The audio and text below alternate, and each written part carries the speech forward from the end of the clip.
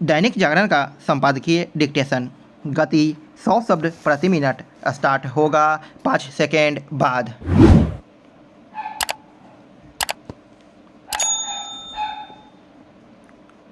Start. Rahul Gandhi एक बार फिर जिस तरह अडानी समूह को घेरने में जुट गए हैं, उससे यही लगता है कि वह यह समझने को तैयार नहीं कि ऐसे मुद्दे भले ही खबरों का हिस्सा बन जाते हों, लेकिन उनसे कांग्रेस को कुछ हासिल नहीं होता। राहुल गांधी एक लंबे समय से यह साबित करने की नाकाम कोशिश कर रहे हैं कि मोदी सरकार चंद उद्यमियों के लिए ही काम कर रही है। पिछले लोकसभा चुनाव के समय वह देश भर में घूम घूम कर यह कह रहे थे कि मोदी सरकार ने राफेल विमान सौदे में एक विशेष कारोबारी को अनुचित लाभ पहुंचाया है।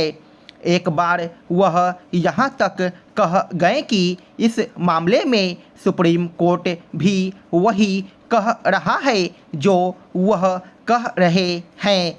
उन्हें अपनी इस गलत बयानी के लिए सुप्रीम कोर्ट से माफ़ी मांगनी पड़ी। इससे उनकी अच्छी खासी किरकिरी हुई, लेकिन वह कोई सबक सीखने के लिए तैयार नहीं हुए।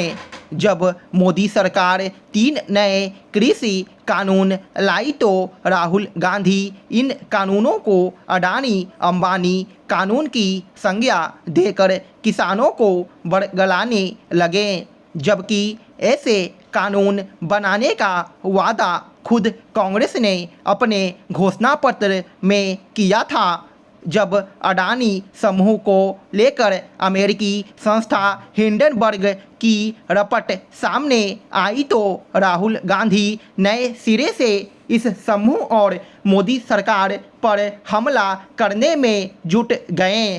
हालांकि सुप्रीम कोर्ट की ओर से गठित एक समिति ने हिंडनबर्ग के आरोपों की जांच करने के बाद यह पाया कि पहली नज़र में किसी तरह का फर्जीवाड़ा नहीं दिखता।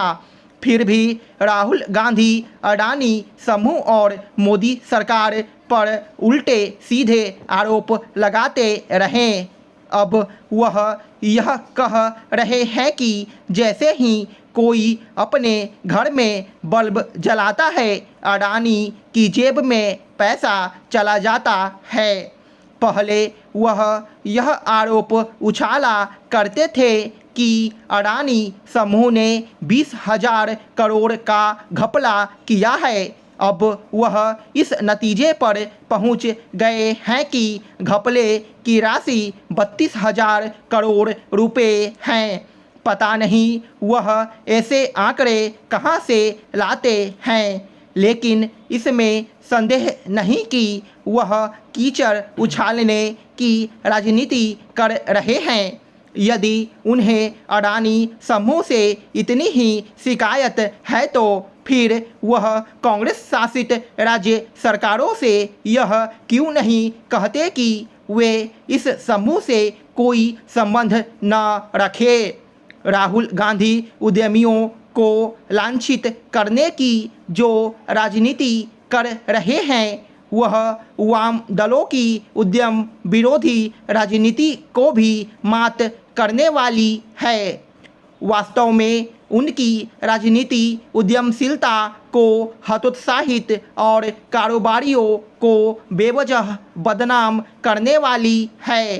दुर्भाग्य से कुछ और नेता भी यही काम कर रहे हैं। इसका पता उस मामले से चलता है कि जिसमें यह सामने आया कि तृणमूल कांग्रेस की सांसद महुआ मोइत्रा ने एक कारोबारी समूह को अनुचित लाभ पहुंचाने और अडानी समूह को निशाना बनाने के इरादे से संसद में तमाम सवाल पूछे। राज्य में आए दिन हत्या, लूट और अपहरण की घटनाओं से पुलिस की साख पर सवाल उठने लगे हैं। यहाँ तक कि पुलिस पर भी हमले बढ़े हैं। आखिर ऐसा क्यों हो रहा है, इस पर विचार करना होगा। वैसे तो इसके कई कारण हैं, लेकिन सबसे अहम यह कि अपराधियों की गिरफ्तारी में विलंब होने से उनका मनोबल बढ़ता है और वे एक के बाद एक घटनाओं को अंजाम देने लगते हैं। उदाहरण के लिए मुजफ्फरपुर की ही एक घटना को लें तो स्थिति स्पष्ट हो जाएगी। यहाँ जुलाई में पहले किराना व्यवसायी के पुत्र की हत्या की गई। पिता अपराधियों की गिरफ्तारी के लिए गुहार लगाते रहे, लेकिन हत्यारे तक पुलिस नहीं पहुंच पाई। अंततः 2.5 माह बाद गत दिवस अपराधियों ने पिता की भी हत्या कर दी। अगर इस मामले में आरोपित गिरफ्तार कर लिए गए होते तो शायद पिता की जान बच जाती। यह एक मामला नहीं है, ऐसी कई घटनाएं हैं जिसमें पुलिस कार्रवाई के नतीजे शून्य हैं। हाल ही में भागलपुर में एक महिला की हत्या हुई। पुलिस छापेमारी कर रही है, लेकिन अपराधी उनकी गिरफ्त से ही दूर हैं। इसी तरह अपहरण के मामले भी बढ़े हैं। कुछ दिनों पहले बेतिया में अपहरण के बाद 9वीं के छात्र की हत्या से सनसनी फैल गई थी। हालांकि इस मामले में आरोपित गिरफ्तार कर लिए गए, लेकिन इसके कुछ ही दिनों बाद मुजफ्फरपुर में तीसरी कक्षा के एक छात्र को अगवा कर लिया गया। इस मामले में पुलिस के हाथ अब तक खाली हैं। बच्चे का पुलिस पता नहीं लगा पाई है। ऐसे अनेक उदाहरण हैं। इस पर अंकुश के लिए पुलिस को त्वरित कार्रवाई करनी होगी। अपराधियों की गिरफ्तारी के बाद समय पर जांच पूरी कर चार्जशीट दाखिल करनी होगी।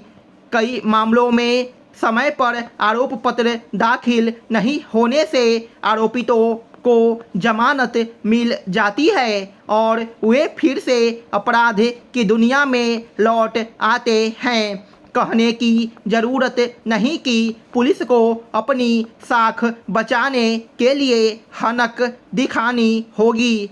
इसमें कमी आने से ही बदमाश पुलिस पर भी हमला करने का दुस्साहस कर बैठते हैं। स्टॉप।